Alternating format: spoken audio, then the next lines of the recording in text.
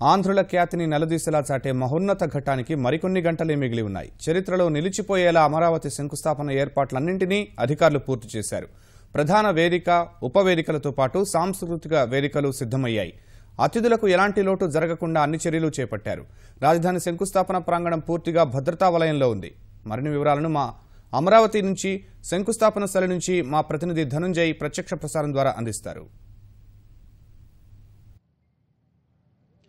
Thank you Sharma. ఒక్కసారి మనం అమరావతి ప్రాంగణం ఉద్దండరాయనపాలెం వద్ద ఉన్నాం. ఇక్కడ అన్ని కూడా ఏర్పాట్లన్నీ కూడా పూర్తయ్యాయి. దాదాపుగా కొద్ది గంటల్లోనే ఈ చారిత్రక ఘట్టం ఆవిష్కృతం కానుంది. అమరావతి ప్రజల రాజధాని నిర్మించే శంకుస్థాపన కార్యక్రమం కోసం కొద్ది గంటల్లోనే ఈ కార్యక్రమం అంతా కూడా ఆవిష్కృతం కానుంది. ఇందుకోసం ఇప్పటికే మొత్తం అన్ని కూడా ఏర్పాట్లన్నీ కూడా పూర్తయ్యాయని చెప్పాలి. ప్రధాన వేదిక ప్రధాని నరేంద్ర మోదీతో పాటు ముఖ్యులు పాల్గొన్నటువంటి ప్రధాన వేదిక కూడా ఇప్పటికే పూర్తిగా అలంకరించారు. ఆ సమీపంలోనే ఉన్నటువంటి వేదికలు దాదాపు 700 మంది ముఖ్య అతిథులు, విశిష్ట అతిథులు అంటే విదేశీ రాయబారులు కానీ, ఇతర ముఖ్యులైనటువంటి ఇతర రాష్ట్రాల ముఖ్యమంత్రులు కానీ, అలాగే సుప్రీంకోర్టు న్యాయమూర్తులు, హైకోర్టు న్యాయమూర్తులు, అలాగే ఇతర విదేశీ రాయబారులు, కార్పొరేట్ సంస్థలకు చెందినటువంటి దేశ విదేశాలకు చెందినటువంటి కార్పొరేట్ కంపెనీల ప్రతినిధులు అందరూ కూడా కూర్చునేందుకు వీలుగా దాదాపు 700 మంది కోసం ఇరువైపులా ప్రధాన వేదికకు ఇరువైపులా కూడా రెండు ప్రధాన వేదికలు సిద్ధమయ్యాయి. దాదాపుగా 350 మంది చొప్పున రెండు వేదికల పైన కూడా ఆసీనులు కానున్నారు. ఇక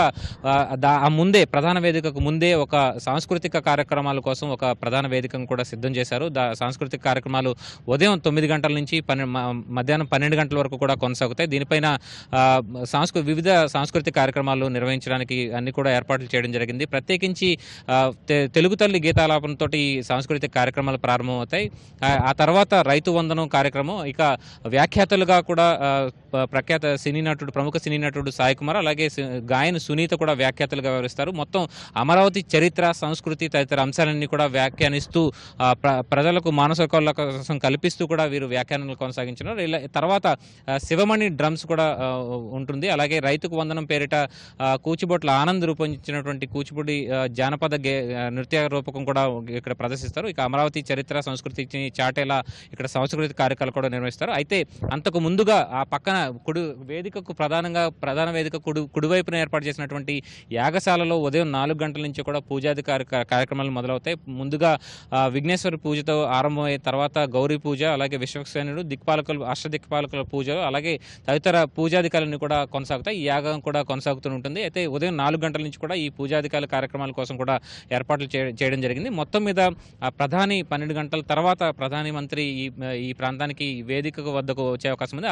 ముందుగా ఆయన ఇందుకోసం హెలిప్యాడ్లను కూడా సిద్ధం చేయడం జరిగింది. గన్నవరం విమానాశ్రయం, వాయుసేన విమానం ద్వారా గన్నవరం విమానాశ్రయం చేరుకుని ఆ తర్వాత ఇక్కడి నుంచి 3 హెలికాప్టర్లు ఆయన భద్రతా సిబ్బందితో కూడి ఇక్కడికి వస్తారు. ఇప్పటికే ఈ ప్రాంగణం అంతా కూడా ఎస్పీజీ ఆధీనంలో ఉంది. ఇక మొత్తంగా ఈ సభా వేదిక, సభా ప్రాంగణం అంతా కూడా దాదాపుగా 250 ఎకరాల సభా ప్రాంగణం అంతా కూడా పూర్తిగా పోలీసుల ఆధీనంలో ఉందనే చెప్పాలి. ఇప్పటికీ ప్రజలు ఇక్కడ నిన్నటి వరకు కూడా ప్రజలను అనుమతించినప్పటికీ కూడా రేపు ఈ శంకుస్థాపన కార్యక్రమం ఉండడంతో ఇప్పటికే పోలీసులంతా కూడా తమ ఆధీనంలోకి తీసుకున్నారు. ప్రజలను ఎవరిని కూడా అనుమతించిన పరిస్థితి ఉంది. రేపటి నుంచి కూడా ఇక్కడ వచ్చేటువంటి వారి కోసం పూర్తిగా దారులు తెరిచి ఉంటాయి. ఇక ప్రధానంగా ఈ వేదికకు చేరుకునేటువంటి ముఖ్యులు వివిఐపీల కోసం 2 దారులు, ప్రధానంగా కృష్ణా కరకట్ట మార్గం, అలాగే దాని దిగువన ఏర్పాటు చేసినటువంటి మరో కొత్త మార్గం ఉంటుంది. అలాగే ఇక ప్రజలంతా, సాధారణ ప్రజలు, ఇక్కడ స్థానికులు కూడా వచ్చేందుకు వీలుగా 9 మార్గాలను ఏర్పాటు చేశారు.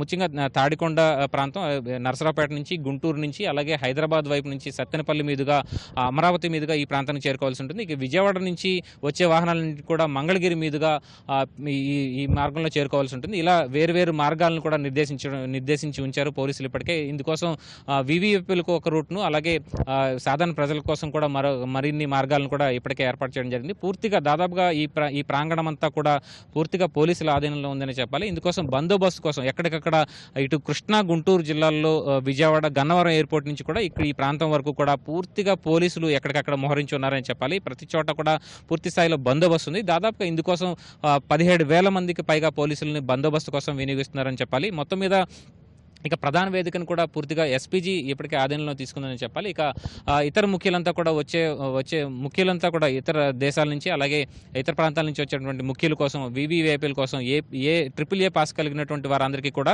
ప్రత్యేకించి హెలికాప్టర్లో వచ్చేవారు, అలాగే వ్యక్తిగతంగా కొంతమంది హెలికాప్టర్లో వస్తామని చెప్పి కూడా ప్రభుత్వానికి ఇప్పటికే సమాచారం అందించడం జరిగింది. ఇలా దాదాపుగా ముఖ్యులందరూ కూడా ప్రత్యేక మార్గాన్ని అలాగే ప్రత్యేకంగా డయాస్ను కూడా ఏర్పాటు చేయడం జరిగింది. ఇక రైతుల కోసం ప్రత్యేకించి ఈ ప్రాంతంలో భూములు ఇచ్చినటువంటి రైతుల కోసం కూడా ప్రత్యేక వేదికను కూడా గ్యాలరీని కూడా సిద్ధం చేయడం జరిగింది.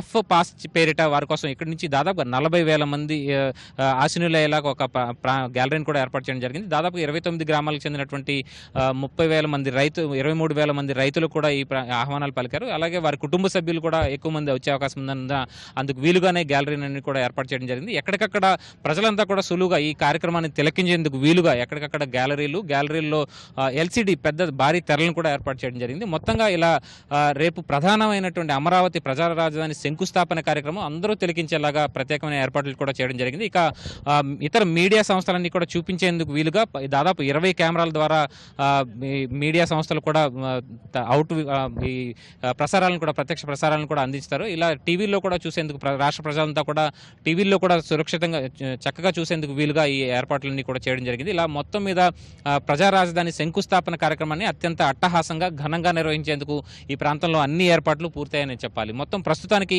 ఇక్కడ ఉన్నటువంటి ఏర్పాట్లు కొద్దిసేపటి క్రితం కూడా ముఖ్యమంత్రి స్వయంగా పర్యవేక్షించారు.